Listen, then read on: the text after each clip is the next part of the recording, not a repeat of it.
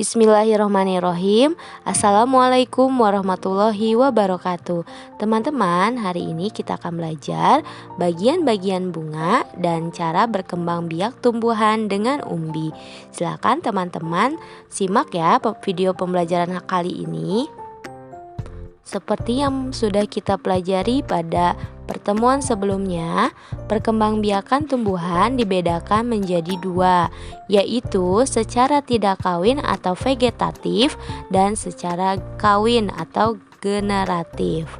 Perkembangbiakan vegetatif dibedakan menjadi dua, yaitu vegetatif alami dan vegetatif buatan. Teman-teman masih ingat tidak perkembangbiakan vegetatif alami? Ada apa saja contohnya? Ya, spora, umbi, rizoma, geragi, dan tunas. Sedangkan perkembangbiakan vegetatif buatan contohnya setek, cangkok, mengenten, merunduk, dan sistem kultur jaringan. Kemudian perkembangan generatif atau secara kawin. Alat perkembangan generatif pada tumbuhan berupa bunga. Bunga lengkap terdiri atas kelopak, mahkota, benang sari, dan putik. Jika salah satu bagian bunga tidak ada, dinamakan bunga tidak lengkap. Bagian bunga yang berperan dalam perkembangbiakan secara generatif adalah putik dan benang sari. Perhatikan gambar-gambar bagian bunga berikut ini. Ada putik, mahkota bunga, benang sari, kelopak bunga, dan tangkai bunga. Bunga yang memiliki kelima bagian tersebut disebut bunga lengkap. Bunga yang tidak memiliki salah satu bagian tersebut disebut bunga tidak lengkap. Bunga yang memiliki putik dan benang sari dalam satu bunga disebut bunga sempurna. Sedangkan bunga yang tidak memiliki putik dan benang sari dalam satu bunga disebut bunga tidak sempurna. Selanjutnya kita akan mempelajari cara berkembang biak tumbuhan dengan umbi. Umbi adalah bagian tanaman yang menggembung dan tertanam di dalam tanah. Sebenarnya umbi adalah cadangan makanan bagi tumbuhan. Umbi dapat berfungsi sebagai alat perkembangbiakan. Jenis umbi ada 3, yaitu umbi batang, umbi lapis, dan umbi akar. Yang pertama akan kita bahas adalah umbi batang.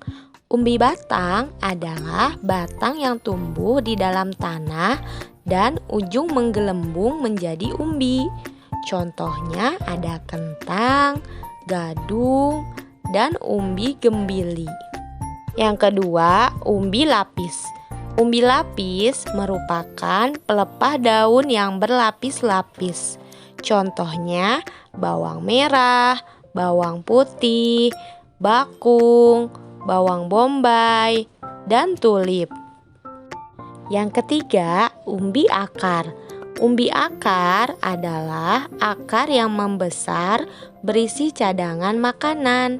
Contohnya wortel, lobak, dan singkong.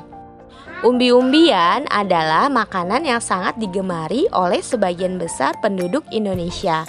Teman-teman ada yang menyukai bahan makanan yang berasal dari umbi-umbian? Nah, umbi-umbian juga dapat diolah menjadi berbagai makanan loh. Bahkan ada yang menjadikan salah satu jenis umbi-umbian sebagai makanan pokok. Sebagai negara yang memiliki tanah subur, umbi-umbian sangat mudah ditemukan di Indonesia. Hal itu juga menyebabkan adanya keragaman makanan dari umbi-umbian di Indonesia. Keragaman itu menjadikan Indonesia sebagai negara yang kaya akan budaya. Akan tetapi dengan semangat Bhinneka Tunggal Ika, perbedaan itu dapat menjadi tali persatuan. Umbi apakah yang biasa diolah menjadi makanan?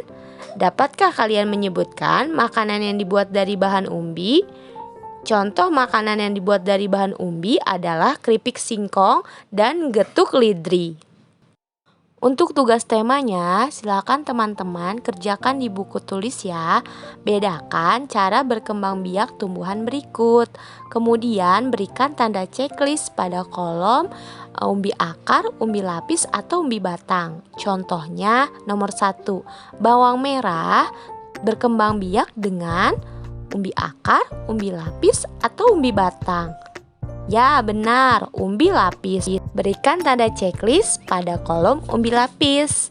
Nah, seperti itu ya teman-teman. Semangat mengerjakan teman-teman solih dan solihah.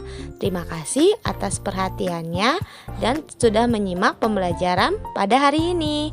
Wassalamualaikum warahmatullahi wabarakatuh.